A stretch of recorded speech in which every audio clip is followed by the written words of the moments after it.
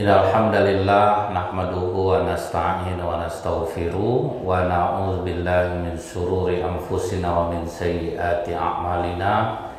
May yahdihillahu fala mudhillalah wa may yudlil fala hadiyalah. Asyhadu an la ilaha illallah wahdahu la syarikalah wa asyhadu anna Muhammadan abduhu wa rasuluh. Allahumma sholli wa sallim wa barik ala hadzal nabiyil karim wa ala alihi wa sahbihi ajmain. Founder Musas dan pengurus yang saya hormati, ibu-ibu dan saudara-saudariku yang semoga ibu-ibu semua senantiasa dirahmati oleh Allah.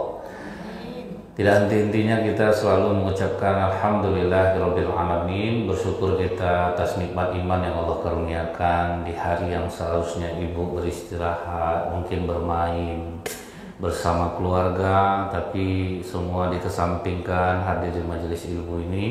Semoga hadirnya ibu-ibu dan saudari-saudariku ini menjadi asbab Allah mudahkan segala urusan, dikeluarkan dari segala masalah, dimurahkan rezeki insyaallah.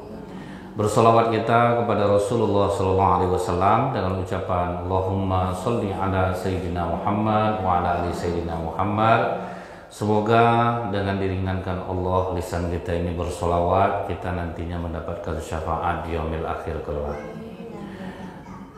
Ibu-ibu dan saudara-saudariku yang saya muliakan, dari Ummul Mukminin Aisyah radhiyallahu anha, Rasulullah SAW bersabda, kata Rasulullah, pemuka wanita ahli surga itu ada 4.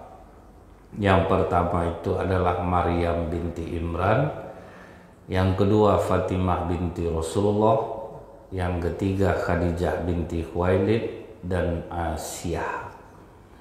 Jadi Ummul Mukminin Aisyah meriwayatkan, tapi tidak ada terkecil hatinya Bu, walaupun tidak ada namanya yang disebutkan oleh Rasulullah.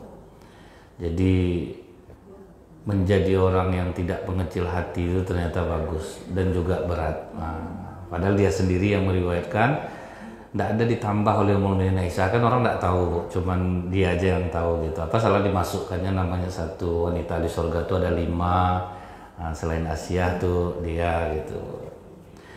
Dan kalau riwayat Ibnu Abbas mengatakan Rasulullah bersabda, wanita-wanita yang paling utama sebagai penduduk surga itu, yang pertama itu justru kedudukannya adalah Ummul Mukminin Khadijah binti Khuwailid, yang kedua Fatimah binti Muhammad, yang ketiga Asiyah binti Muzahim, dan yang keempat Maryam binti Imran. Jadi ternyata urutan itu bukanlah hal yang mempengaruhi. Kadang bisa jadi ini yang di atas, ini justru malah Maryam pula yang paling akhir.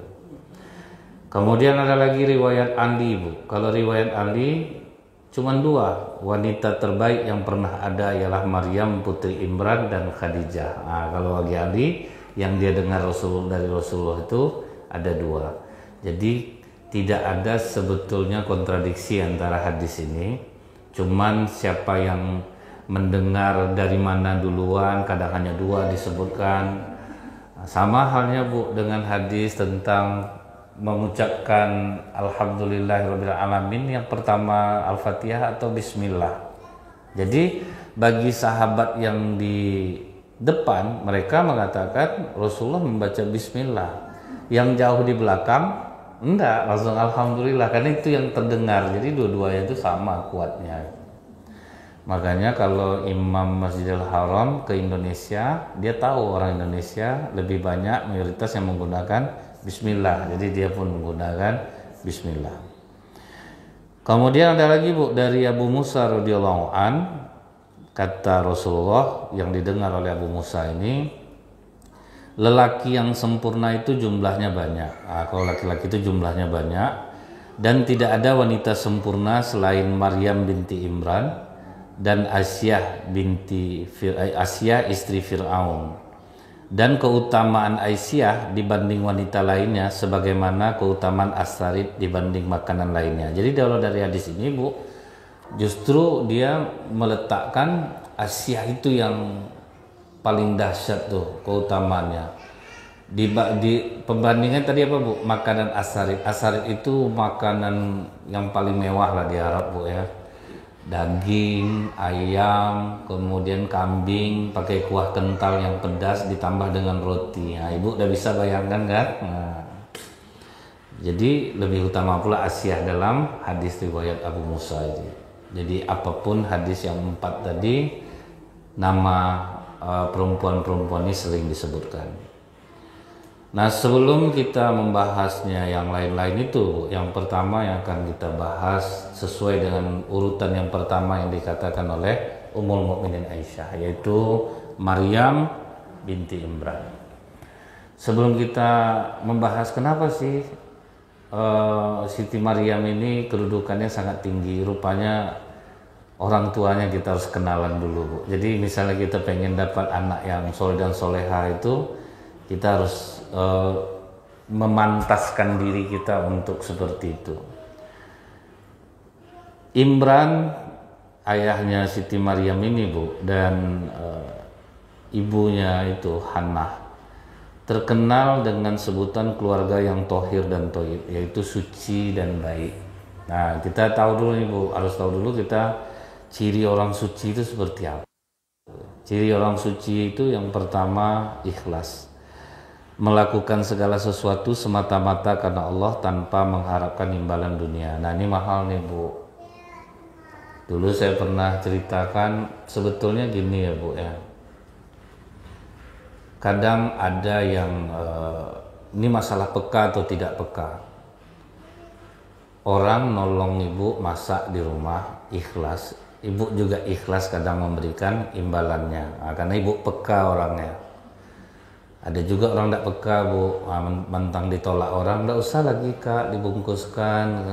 Oh iyalah makasih ya, temenung langsung kan, Bu. Jadi memang ikhlas itu mahal, Bu. Maka saking tersembunyinya dalam surah Al-Ikhlas pun tidak ada kalimat ikhlas. Nah, kita mengupayakan itu tuh, Bu. Ngaji karena Allah, pergi ini pokok ngaji karena Allah lah, ingin menimba ilmu lah. Karena ada juga, Bu, habis ngaji itu bikin TikTok dulu yuk di kafe, nah gitu. Jadi apa nama itu, lebih besar unsur mau main-main ya daripada unsur untuk mencari ilmunya. Jadi ikhlas itu memang mahal.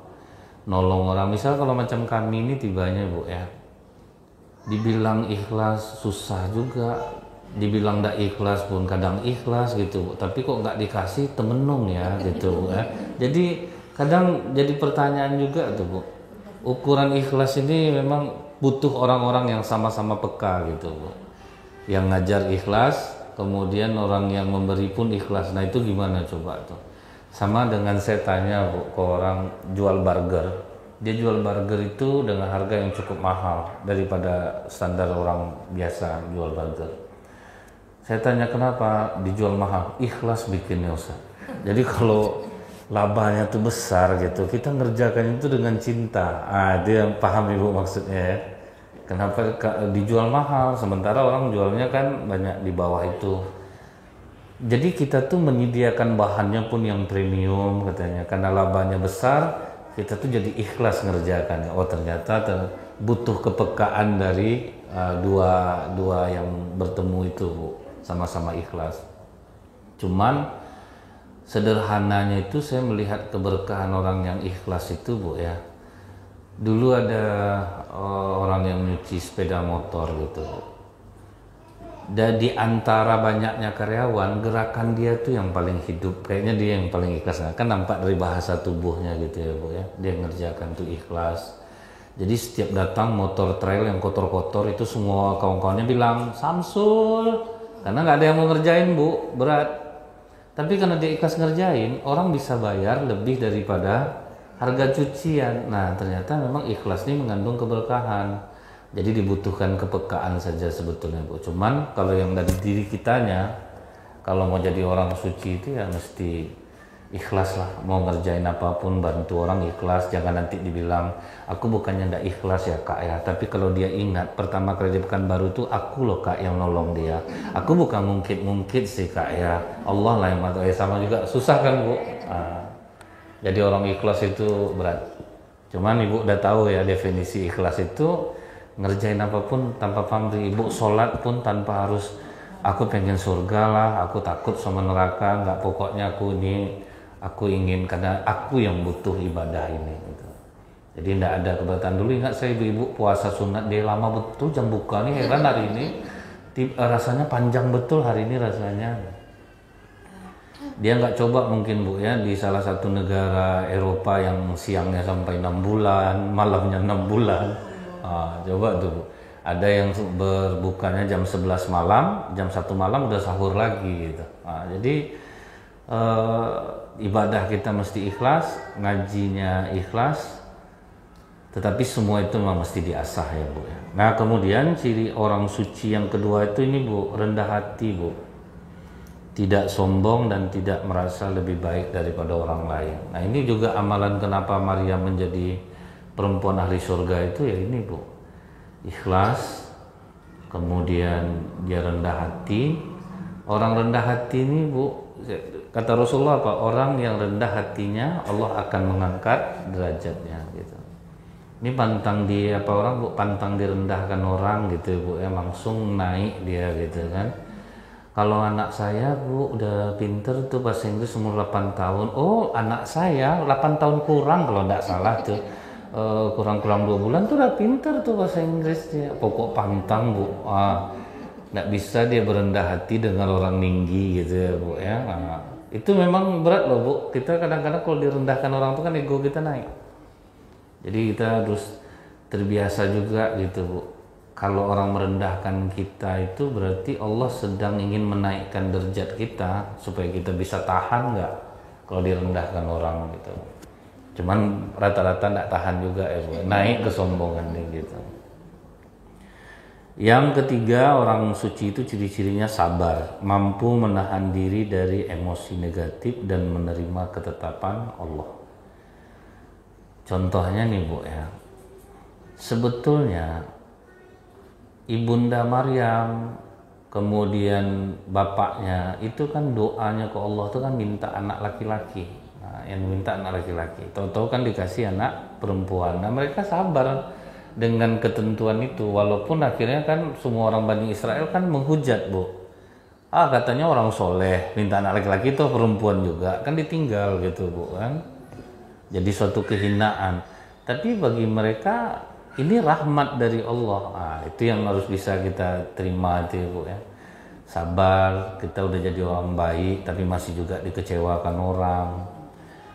Kita udah berusaha baik sama keluarga tapi keluarga tidak memandang kita. Kan macam-macam nih Bu ujian kita itu. Cuman ingat Bu, sabar itu bukan pasrah ya Bu ya.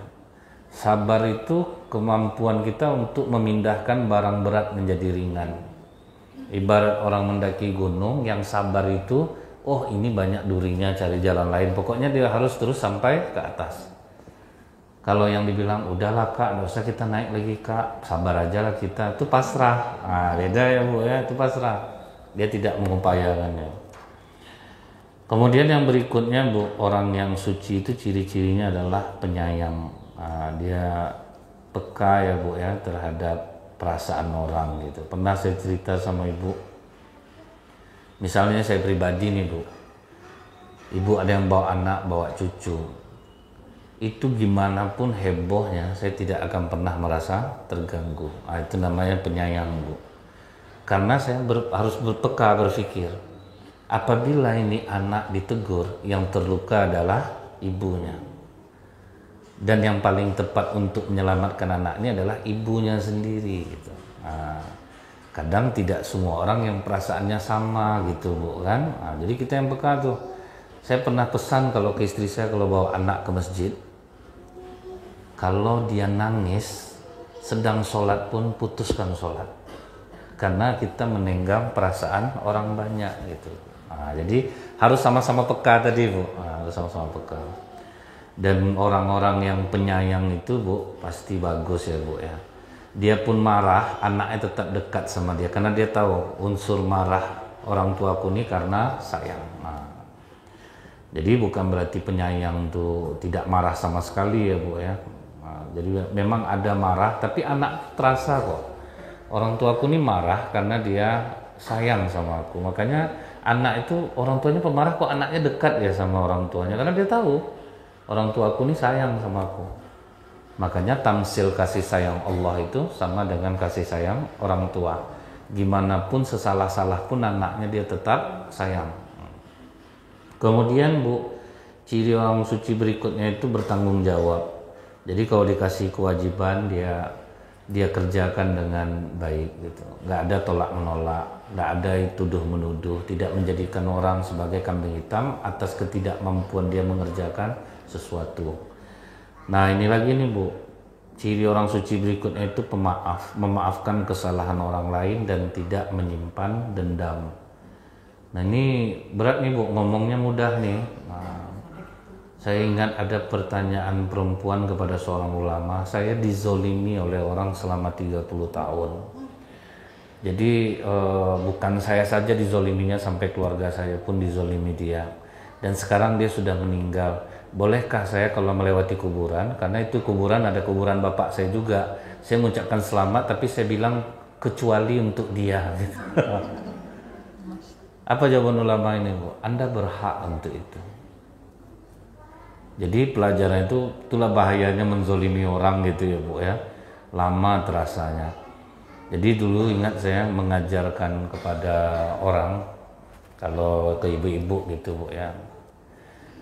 Setiap kali anaknya membenci orang, ibunya kan tidak boleh gitu sayang, kita tidak boleh benci, jangan gitu. Pokoknya setiap kamu benci sama orang, tulis namanya di kentang.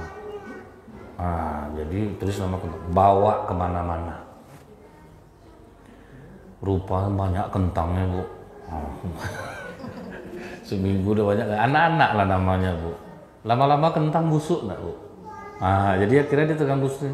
Begitulah kalau kita menyimpan dendam. Jadi kita akan terganggu sendiri. Atau yang kedua, setiap kali kamu benci sama orang, ambil tokoan, kemudian paku, tancapkan ke dinding.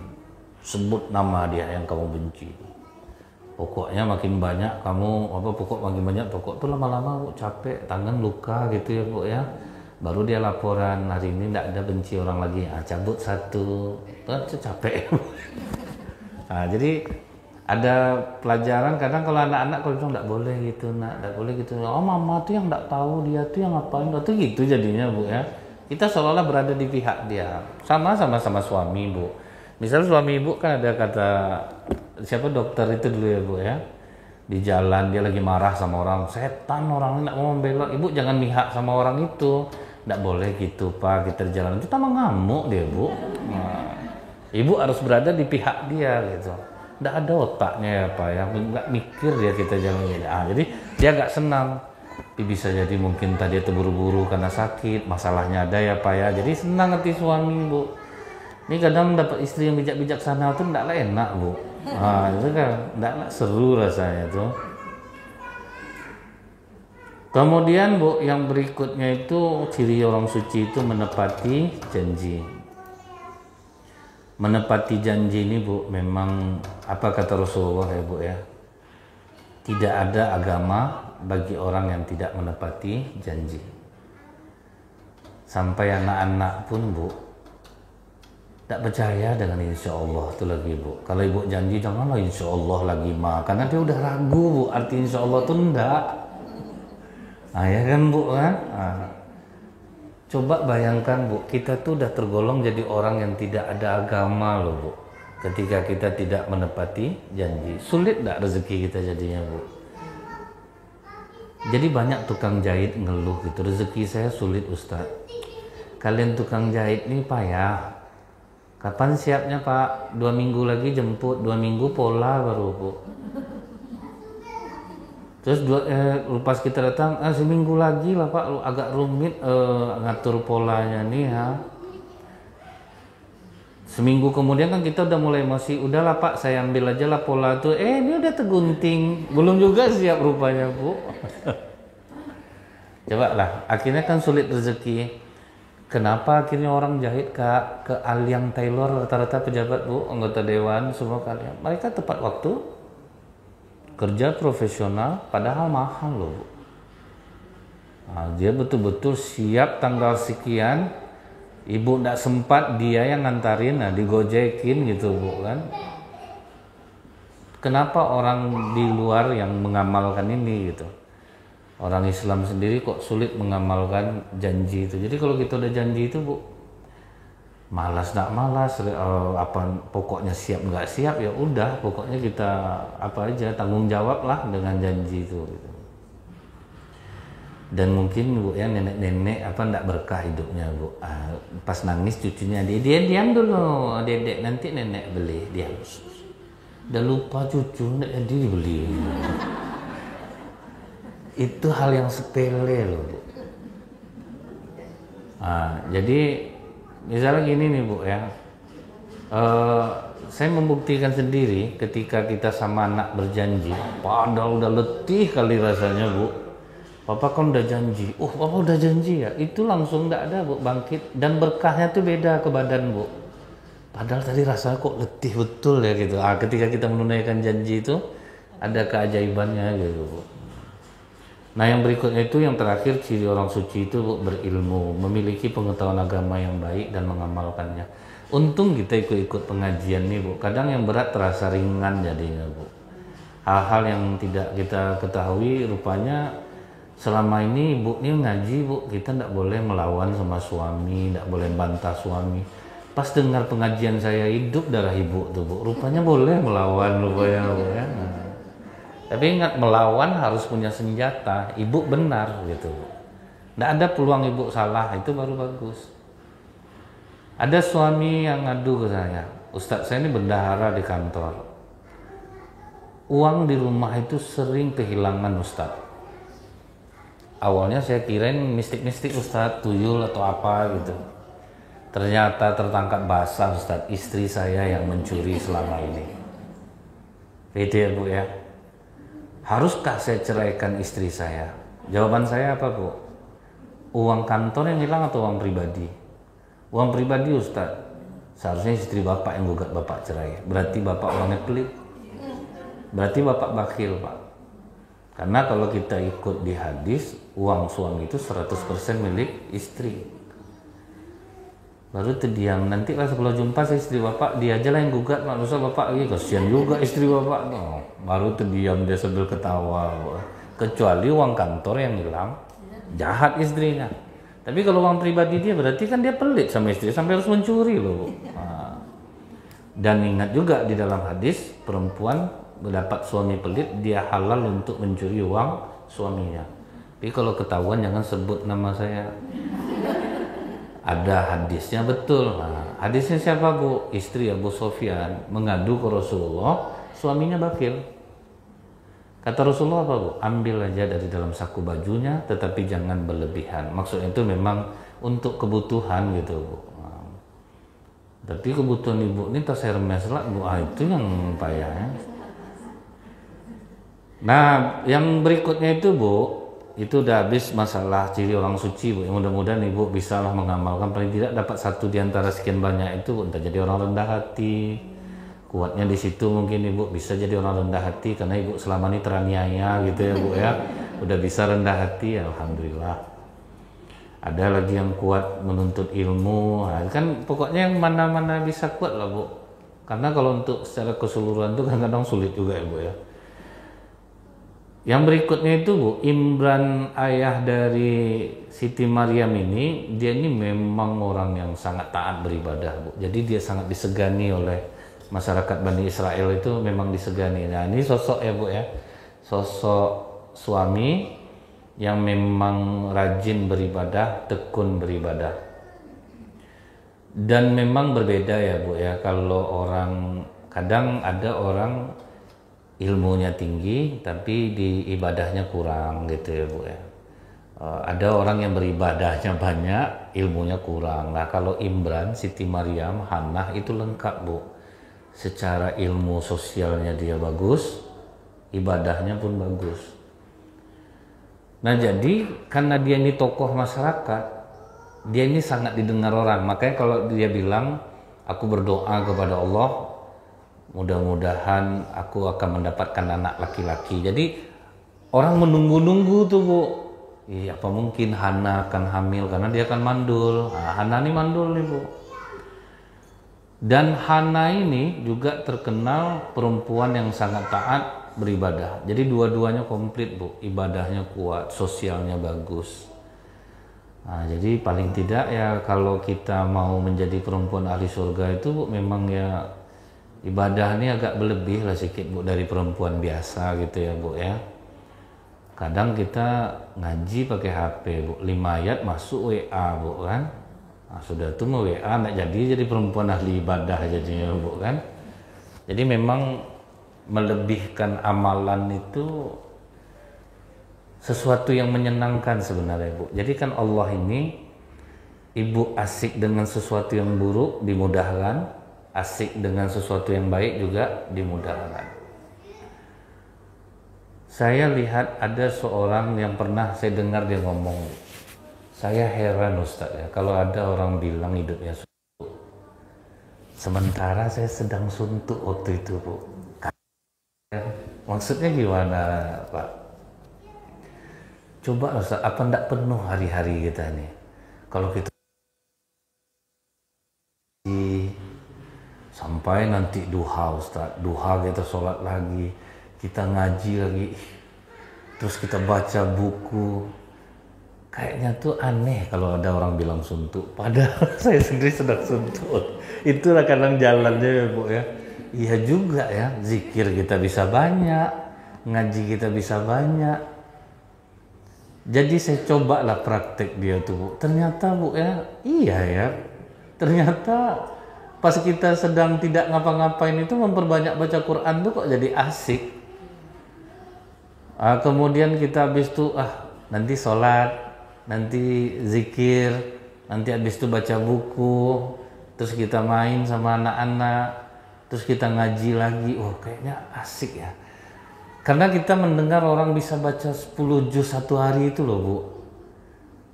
Seperti siapa dulu, toko hijab Bu Anis yang kebakaran di Mall Borobudur, Malang.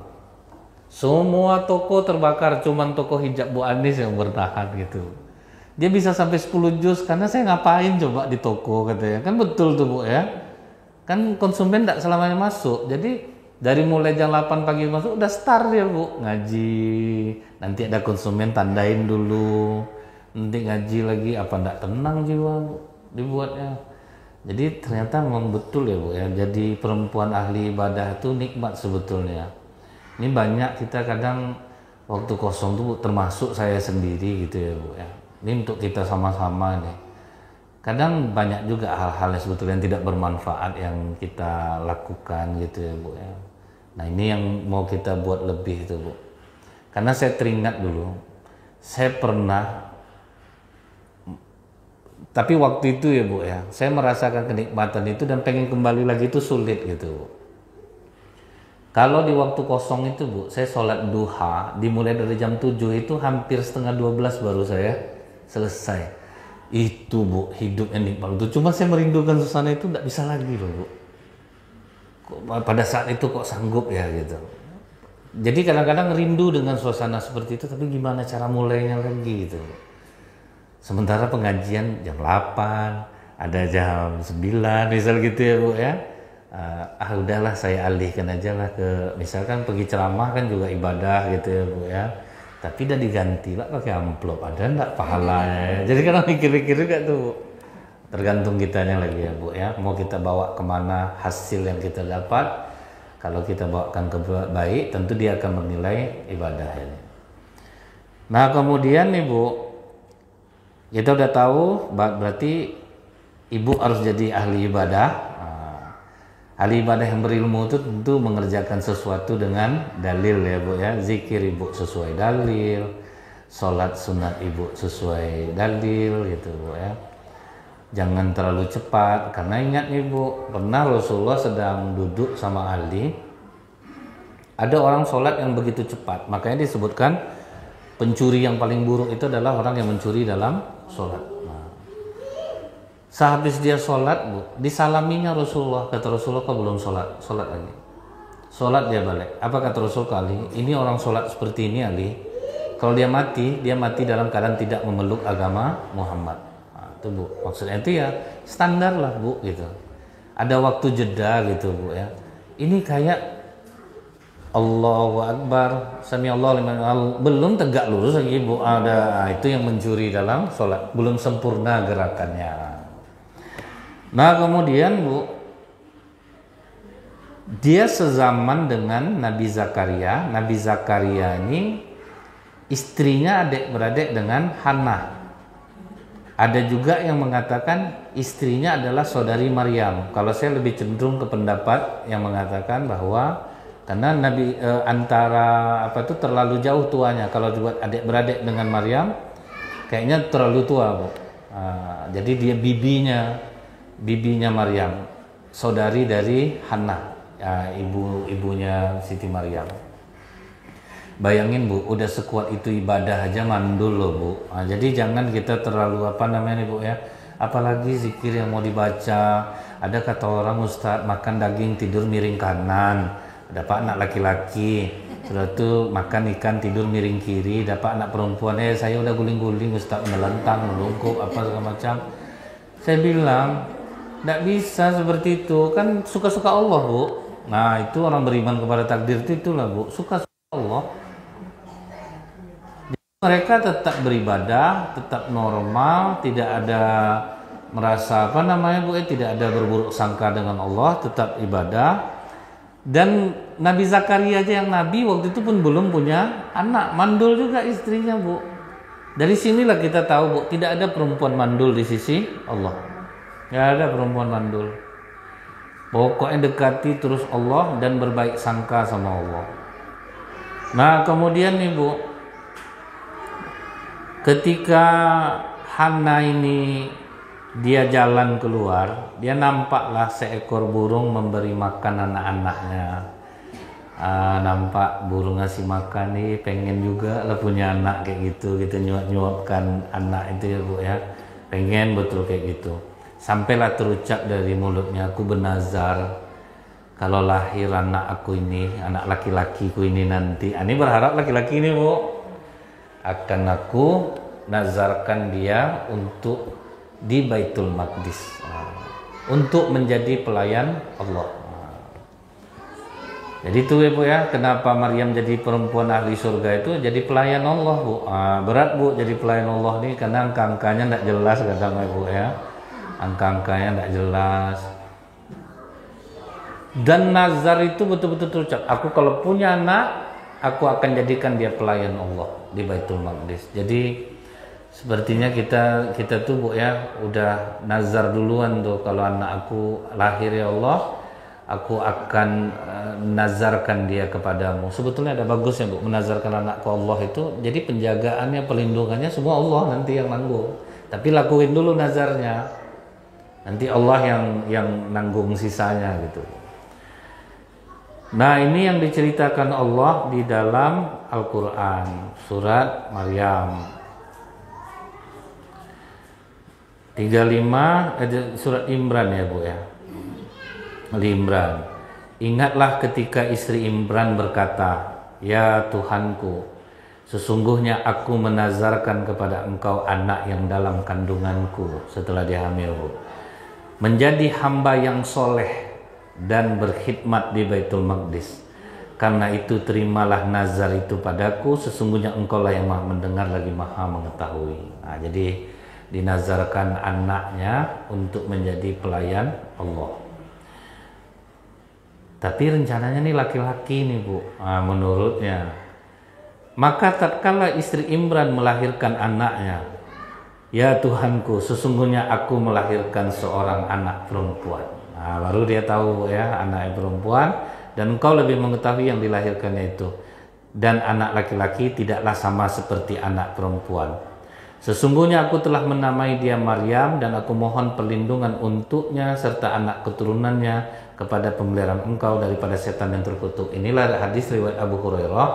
Orang tua kalau bisa pas dia berdoa seperti ini, aku lindungkan anakku, pendidikan dan pemeliharaannya kepadamu, dan anak cucu keturunannya dari godaan setan yang terkutuk. Nah, jadi Allah yang menanggungnya nanti, Bu. Maka dijawab Allah, aku terima nazarnya. Jadi Allah terima nazarnya dengan penerimaan yang baik, dan Allah yang mendidiknya dengan pendidikan yang baik pula. Jadi ini boleh nih, Bu, kita selalu doa gitu, Bu. Paling tidak kalau yang belum ya latihan dulu lah doa gitu ya, Bu ya. Yang enak nih sekarang yang belum nih, Bu. Jadi ada kesempatan untuk memilih laki-laki yang ahli ibadah. Cuman kan Ibu tahu ya, Bu ya, kalau standar baiknya orang itu, kata Rasulullah apa? Bergaullah dulu dengannya, baru engkau akan tahu dia baik atau tidaknya.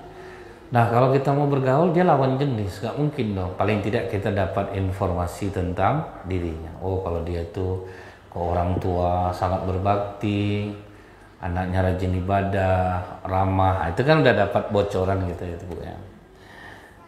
Nah, setelah itu, Bu, dari ayat ini apa kata Ibnu Katsir?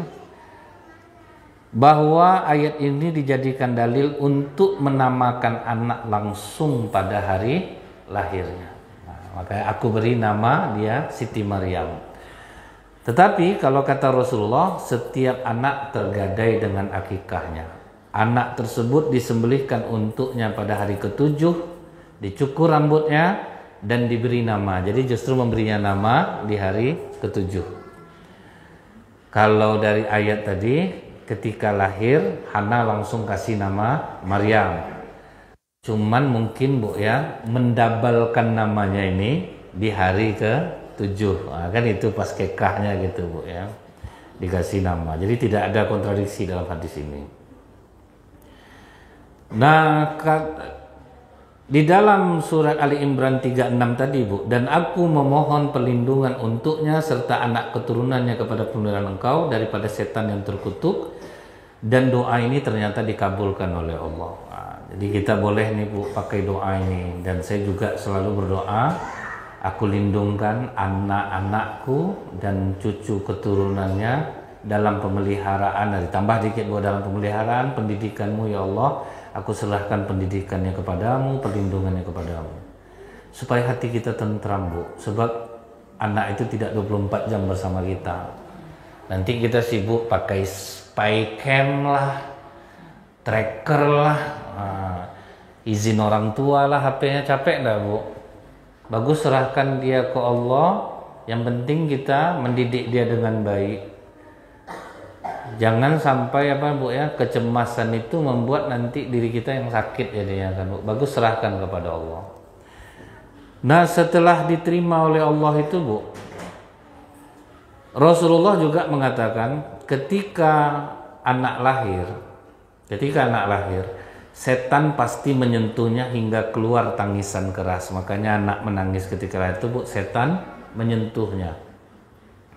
Yang selamat dari hal ini hanyalah dua, Maryam dan putranya Isa. Nah, karena anak disentuh oleh setan, dia menangis, rupanya Allah juga memberikan keajaiban. Ternyata anak menangis itu juga bagus secara kesehatan. Makanya kalau anak bayi lahir tidak nangis, justru malah dibuat nangis. Nah, jadi jebakan setan ini, Bu, rupanya mendatangkan rahmat juga. Jadi itu yang disebut wa makaru wa makarallah. Nah, orang buat makar, Allah pun buat makar.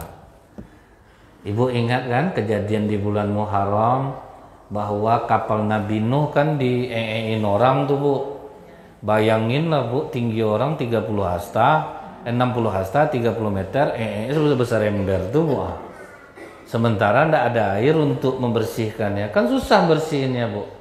Akhirnya itu kan dijadikan Allah hukuman. Orang yang pincang kena tai yang ada di atas kapal Nabi Nuh sembuh. Kan dikumpulin lagi sama mereka, Bu. Nah, itulah. Jadi kalau orang buat makar, Allah pun bikin makar. Iblis nyentuh anak menangis, dibuat Allah tangisan bayi itulah yang bagus. Nah, jadi bagus jadinya, Bu. Nah, kemudian didoakanlah oleh Hana, melindungkannya kepada Allah. Maka kata Abu Hurairah, orang tua boleh membacakan doa ini untuk anak-anak dan keturunannya. Setelah itu, Bu, ketika Maryam lahir, langsung dibungkus oleh ibunya, kemudian dalam satu riwayat langsung diserahkannya ke Baitul Maqdis, karena kan bapaknya sudah meninggal, Bu. Jadi Imran udah tua, jadi dia tidak lihat anaknya lahir. Jadi dalam riwayat yang pertama Maryam ini langsung dikasih, di riwayat yang kedua dia disusukan dulu sampai habis penyusuannya, baru diserahkan ke Baitul Maqdis. Saya cenderung ke pendapat yang kedua, tentu dia harus dinormalkan dulu, disapih dulu dia selama 2 tahun. Diserahkanlah ke Baitul Maqdis kepada ahli ibadah yang berada di sana. Kemudian, Bu, riwayat yang kedua, waktu dia diserahkan ke Baitul Maqdis itu timbullah perdebatan, karena ini kan anak tokoh kita, jadi harus kita pilih siapa yang memeliharanya. Nah, kata Nabi Zakaria, aku kan nabi kalian dan aku kerabatnya, aku dong yang harus merawat dia karena aku lebih dekat. Oh, enggak bisa, ini kehormatan bagi kita, siapa yang bisa merawatnya, karena dia kan anak pemimpin kita. Karena ribut, akhirnya diadakanlah pengundian, Bu. Dari sinilah kita tahu, Bu, ya, rezeki tidak akan tertukar. Maka kita tidak boleh ngeluh-ngeluh, Bu, ya. Karena Allah juga nanti akan mengantarkan kepada siapa yang pantas untuk menerimanya, gitu, Bu. Diadakanlah pengundian. Undian pertama itu caranya gimana, Bu? Ditidurkan Maryam, kemudian disusun beberapa anak panah milik nama laki-laki yang ada waktu itu, Bu. Zakaria, ditulis Zakaria. Jadi diacak di samping Maryam. Kemudian disuruh anak kecil, nah, yang belum berakal, disuruh memilih. Yang dipilihnya justru nama Nabi Zakaria, gitu, Bu. Kadang saya lucunya, Bu, kalau kejadian ini, ada bapak sedang duduk di bawah panggung, orang ngasih hadiah, Bu. Waktu orang melempar hadiah dari panggung itu, bapak tuh padahal nggak nengok, Bu. Cuman orang berebut tong sampai di tangan dia, Bu. Nah, itulah rezeki dia, Bu, ya. Nah, jadi kadang kita kenapa sih ngotot gitu, Bu? Mesti harus dapat, harus segini. Nah, ini lihat Nabi Zakaria justru terpilih di antara banyaknya undian itu. Nggak senang, Bu, nggak bisa lah sekali, 3 kali lah. Disetujui lagi 3 kali. Lemparkan anak panah kita yang udah punya nama tadi ke sungai. Siapa yang panahnya melawan arus, dia yang memelihara Maryam. Dilempar, Bu. Yang lainnya hanyut. Panah Nabi Zakaria yang tetap melawan arus. Lagi-lagi rezeki Nabi Zakaria. Jadi kalau memang untuk kita tuh, Bu, tidak akan kemana-mana, Bu. Tidak perlulah ibu suka sama seseorang, nggak taunya dapat sama orang lain.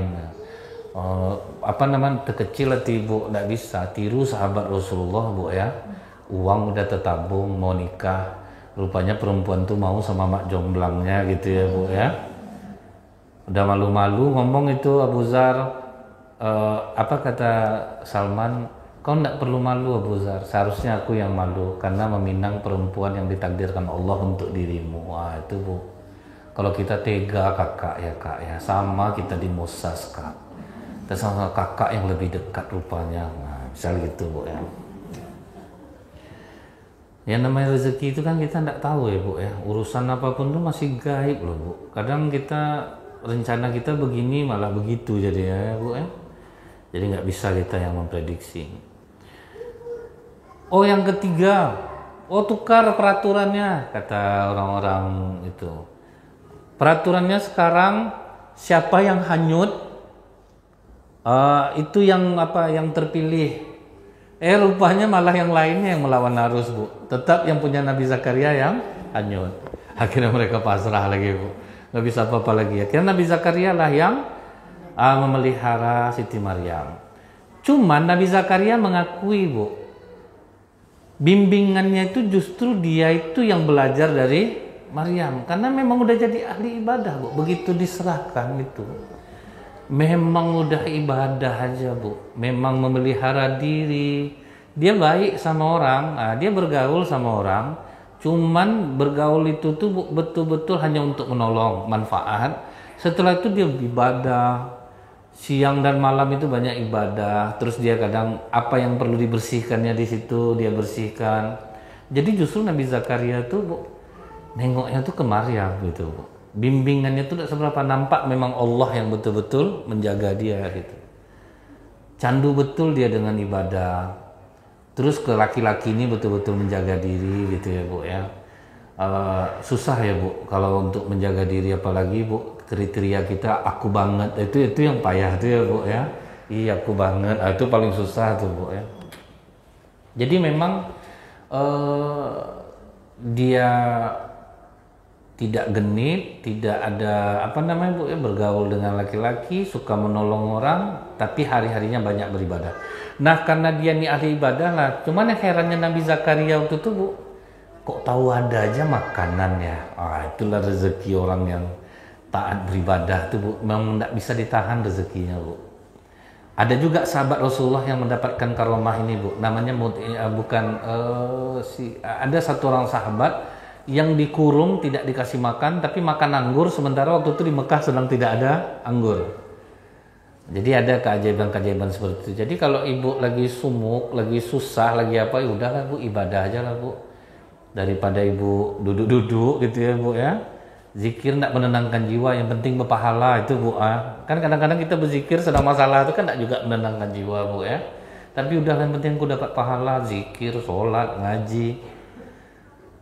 Ternyata nanti akan ada jalur cara Allah menolong. Asalkan menyebut, banyak aja kalian menyebut namaku, Allah kan tidak bilang kalian hayati ketika menyebut namaku, kan tidak, banyak aja menyebut namaku.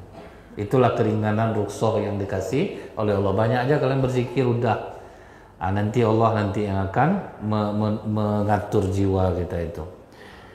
Nah setelah dilihat oleh Nabi Zakaria, keajaiban itu apa Bu? Buah yang tidak musim dingin kok yang dimakan oleh, buah yang di musim panas pas musim dingin kok ada di musim dingin. Itu akhirnya Nabi Zakaria justru yang bertanya, kau dapat dari mana? Aku dapat dari Allah yang memberikan rezeki kepada siapa aja tanpa batas. Itu Bu. Jadi Bu kuat aja lah ibadah lagi ya Bu ya. Kuat ibadah, isi waktu pokoknya banyak berzikir, banyak apa, jadi ahli ibadah aja Bu, kalau tidak kemana-mana gitu ya Bu ya. Kalau tidak kemana-mana nih Bu, kalau tidak ada kegiatan, sedang masak bisa zikirkan Bu, sedang apa aja bisa zikir lah Bu. Anggaplah saya nonton TV Ustaz gimana tuh, enggak ya pokok zikir aja lah udah. Daripada duduk dan manfaat gitu Bu, sambil baca teks zikir juga gitu Bu ya. Itu paling tidak Bu, kita tidak lepas gitu Bu. Saya jujur punya teman Bu, jahat loh Bu, tapi sholat 5 waktunya berjamaah Bu, tapi hobi ke diskotik waktu itu. Cuman yang membuat dia sadar apa Bu, dia pernah diculik orang, gara-gara permainan kotor sabu-sabu atau apa gitu ya Bu ya. Diselamatkan dia oleh Allah Bu, padahal jalurnya buruk Bu, tapi dia tidak pernah meninggalkan sholat, masih diselamatkan oleh Allah. Jadi kita tuh tidak bisa pula bilang Bu, menjengkal-jengkal orang, kok kalau kayak gini kok masuk neraka, kok tidak bisa kita gitu Bu. Makanya ketika orang bertanya, saya nih Bu, atlet renang pernah nanya ke saya, kami ini atlet renang Ustaz, sementara di kolam renang pakaian kami seperti ini. Yang saya bilang apa Bu, pokok sholat, pokok banyak zikir, tambah ilmu. Daripada kita takutkan Bu, haram kamu seperti ini, itu tidak boleh membuka aurat. Kayaknya gimana coba tuh Bu ya. Jadi bertahap dulu Bu. Itulah yang dikagumi orang dari Buya Hamka. Tasawuf modernnya itulah Bu ya. Buya boleh enggak kami perempuan ini memakai kutek? Boleh Bu. Yang penting ketika Ibu akan wudhu dikikis. Nanti pasang lagi. Nanti mau wudhu kikis lagi. Padahal itu artinya kan melarang Bu kan. Cuman caranya seperti itu Bu gitu. Jadi memilihnya tuh Bu, ini yang kita hadapi siapa gitu Bu ya. Mungkin kalau orang mendengar, sesat Ustadz ini, masa dia gitu bilang.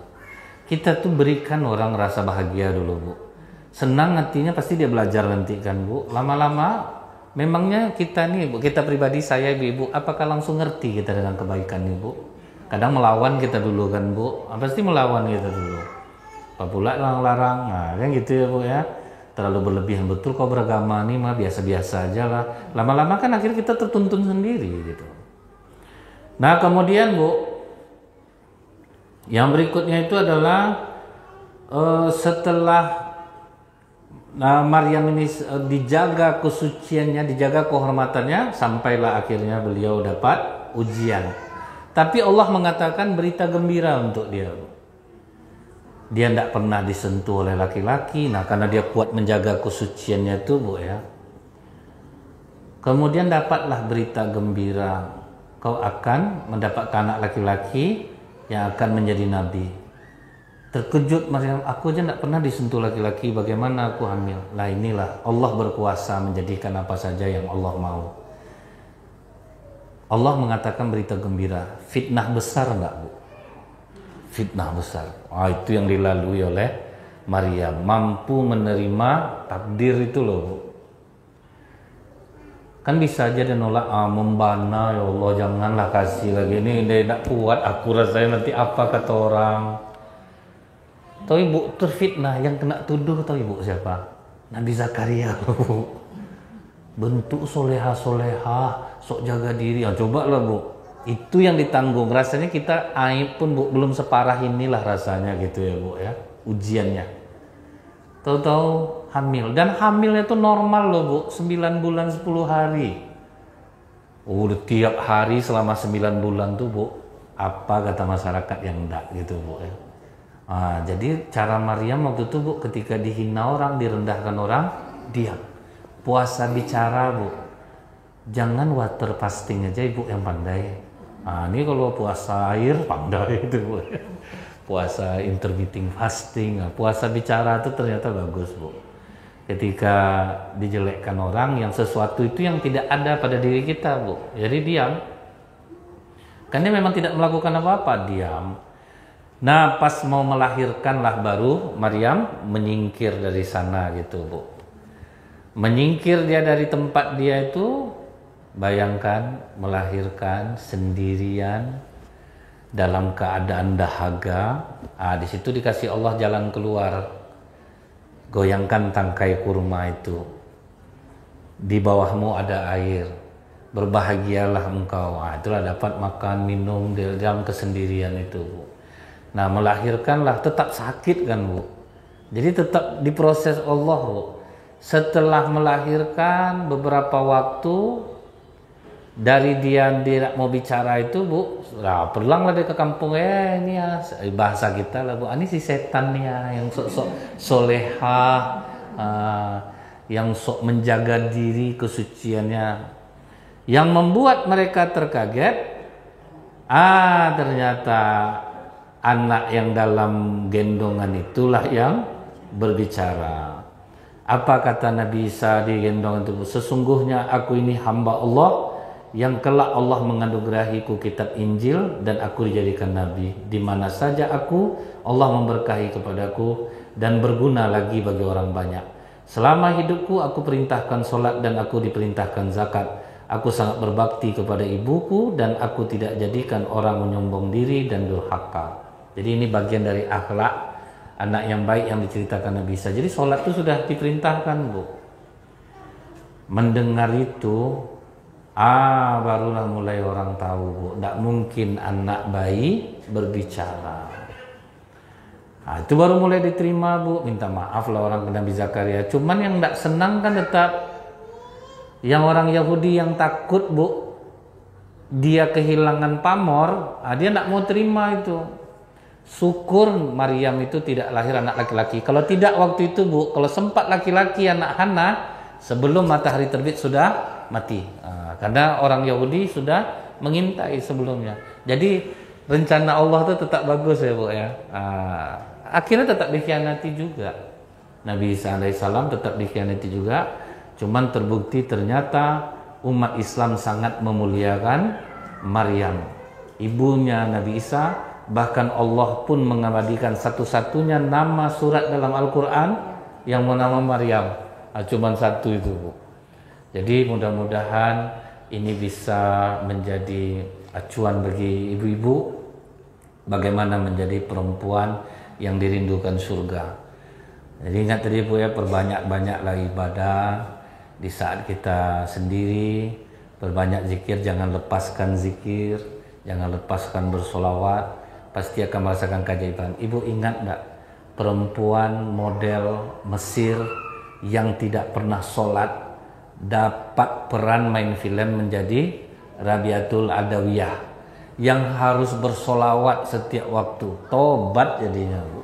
Apalagi ibu yang udah baik, orang baik, gara-gara solawat tuh lah, Bu, padahal tidak pernah sholat, seksi. Gara-gara peran Rabi'ah al-Adawiyah yang harus bersolawat filmnya, dan berapa kali scene-nya diulang-ulang, ulang solawat lagi, solawat. Jadi baik deh, Bu. Apalagi ibu yang udah baik, saudara-saudari yang udah baik nih. Entahlah, mungkin di antara Allah aja rezeki bagi ibu. Kok dapat rezeki, kok ada ini, entahlah, Bu. Pokoknya sedap lah. Sebetulnya kita pernah mengalami itu, Bu. Cuman akhirnya kita mau balik lagi ke situ tuh, duniawi udah terlalu lekat kadang-kadang ke diri kita nih. Itulah, Bu, ya. Mudah-mudahan bermanfaat. Waktunya untuk tanya jawab. Ada yang mau bertanya, silahkan. Yang pakai tulisan boleh. Ya, silahkan, Ibu.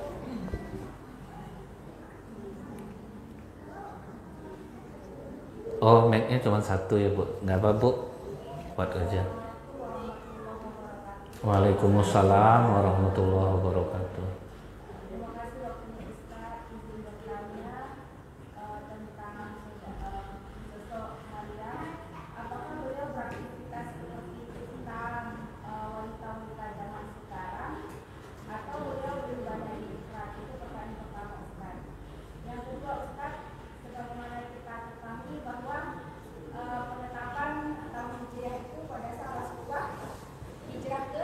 Madinah. Nah, kita juga bertahan seperti Ustaz bilang tadi, kejadian Nabi itu di bulan Muharram. Nabi Isa terbebas dari Fir'aun, Nabi Musa terbebas dari Fir'aun di 10 Muharram. Kemudian Nabi Ayub keluar dari ikan 10 Muharram. Yang ingin Anda tanyakan, bukankah penetapannya itu pada saat Rasulullah hijrah? Bagaimana cara menghitung ke belakangnya? Baik. Demikian saja, Ustaz. Terima kasih. Alhamdulillah, ini pertanyaan yang baik ya, Bu, ya. Bagus pertanyaan Ibu nih. Apakah Maryam itu dia tidak beraktivitas karena dia sudah dinazarkan di Baitul Maqdis, Bu? Jadi kegiatan aktivitasnya itu tetap seperti biasa, tapi berupa pelayanan, kebaikan, menolong orang dan beribadah.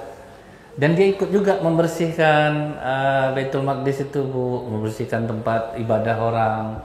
Jadi dia tetap beraktivitas sama seperti ibu-ibu semua, cuman yang lebih mengarah ke pelayanannya kepada Allah. Menjadi orang baik lah, Bu, manfaat lah gitu. Bergaul macam ibu kan, bergaul ini kan manfaat nih, Bu, mengingatkan saling kebaikan. Jadi gimana kita mengarahkan kegiatan kita itu kepada hal-hal yang bermanfaat seperti ini, salah satu contohnya gitu, Bu. Kalaupun bersenang-senang tetap juga manfaat. Ibu padahal liburan tapi bisa juga ibu tadabur alam gitu, ya Allah. Sejuknya ini kan bisa kita seperti itu ya, Bu, ya. Kemudian yang kedua, sebetulnya, Bu, Allah sudah katakan dalam Al-Quran, Inna iddatas syuhuri innallahi isna asyara syahran fi kitabillahi yawma khalaqas samawati wal ard. Sesungguhnya Allah menetapkan dalam satu tahun itu 12 bulan. Begitulah ketetapan dalam kitabnya dari mulai langit dan bumi diciptakan. Jadi sebetulnya lama, Bu. Muharram, Safar, Rabiul Awal. Yang waktu Rasulullah itu ditetapkan sebab tidak ada tahunnya. Tanggal ada, bulan ada, tahun enggak. Kayak Rasulullah lahir 12 Rabiul Awal, tahun gajah. Jadi angkanya enggak ada. Itulah mulai kita hitung ya, kapan kita supaya bisa ditetapkan ada tahun satunya. Maka ditetapkanlah ketika Rasulullah hijrah. Padahal itu bukan di bulan Muharram, Rasulullah itu hijrah. Cuman dihitung itu dijadikan 1 Muharram. Gitu. Ada yang lain lagi, Bu? Silahkan.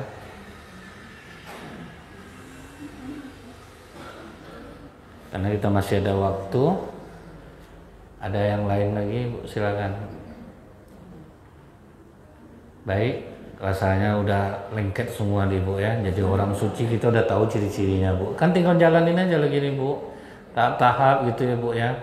Saya yakin Bu, kalau kita udah dapat kenikmatan dari ibadah itu memang beda. Saya ngelihatnya Bu dari jamaah tabligh gitu ya Bu ya. Mereka tuh kan sangat kuat dari sisi ibadah gitu Bu ya. Tapi memang iya Bu, perubahannya tuh dahsyat, cepat. Kita melihat dari sisi positifnya yang ibadahnya ya Bu ya, itu luar biasa dampaknya gitu. Makanya mereka itu ngejar betul, tidak terlambat takbiratul ula, pokoknya apapun yang terjadi tetap sholat berjamaah itu loh Bu.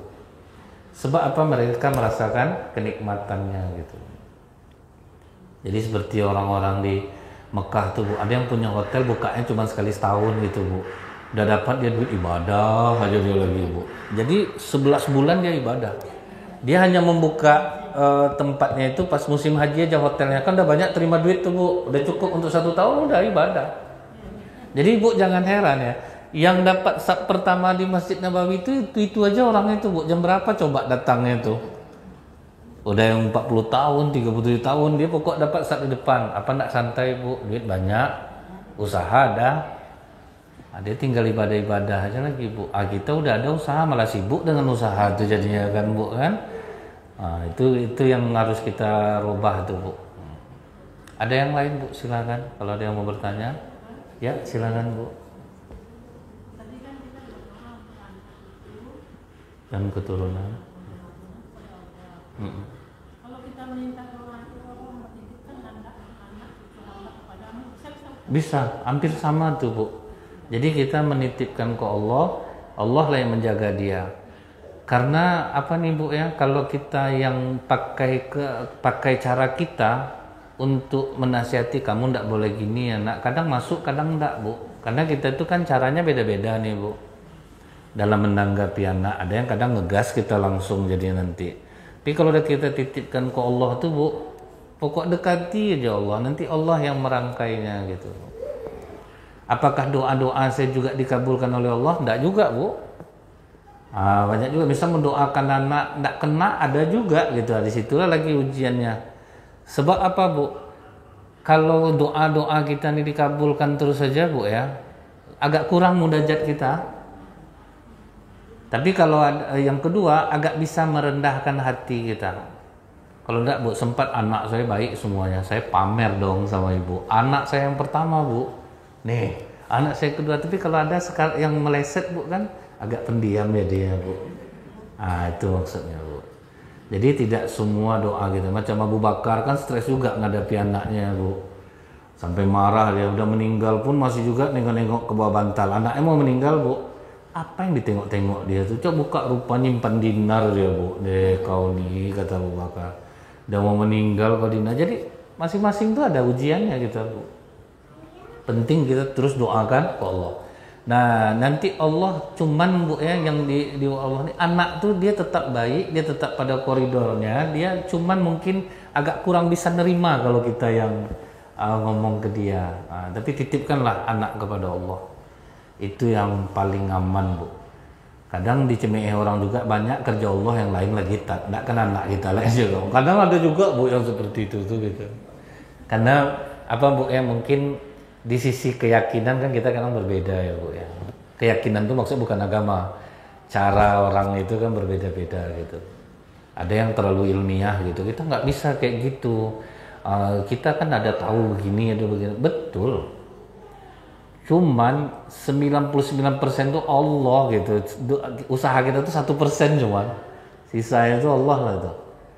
Yang membukakan rezeki kita gitu Bu ya. Ada orang duduk saya santai duit banyak Bu. Contoh nih Bu, ada gori masjid. Dia tuh nggak punya sepeda motor Bu. Pas pulang dia ke kampung, datang orang kaya di kampung dibilang, "Tat, doakanlah tanah saya ini terjual." Nggak terjual doh Tat. Udah macam-macam, udah turun harga nggak juga terjual. Rupanya Ustadz tuh tidak ada mendoakan Bu, bahkan lupa dia karena dia nganggap tidak mungkin juga. Lupa nelpon ibu tuh Bu, alhamdulillah Ustadz, doa Ustadz makbul pada itulah rezeki ya Bu ya, rezeki yang dapat onda itu ada juga Bu. Nah, jadi memang Sedikit usaha kita Bu untuk mencari apapun di dunia ini, hanya sedikit. Tapi kalau kita minta ke Allah, nah saya lihat Bu, laki-laki yang ahli ibadah Bu, saya terus terang iri nengok bapak itu. Dia mengamalkan jauh sebelum masuk waktu sholat sudah di masjid. Itu yang diamalkan dia. Yang ceramah tidak bisa ngamalkan Bu, dia ngamalin loh Bu. Ibu tahu enggak, saya tanya ke dia, apa keajaiban yang bapak terima? Ya, segan saya cerita Ustaz. Jadi orang kaya saya sekarang nih Ustaz. Kerja sesekali tapi cukup untuk 6 bulan. Dapat sesekali itu Bu, dapat untuk 3 bulan. Ah memang mantap Ustaz ceramah Ustaz tuh. Ustaz pasti udah banyak dapat keajaiban, malu. Saya dapat dari bapak aja kata saya. Murah rezekinya Bu. Umrohnya udah sampai 3 kali kata Bu ya. Diajak-ajak orang Bu. Ada aja rezekinya tuh. Dia mintanya ke Allah, Allah yang gerakkan hati orang di bumi Bu. Kerja santai Bu, duit banyak Bu. Orang aja tuh, tolong ini Pak, dapat duit itu udah bisa duduk. Jadi udah dia standby aja, ibadah penting ekonomi dia aman gitu. Baik, ada lagi Bu?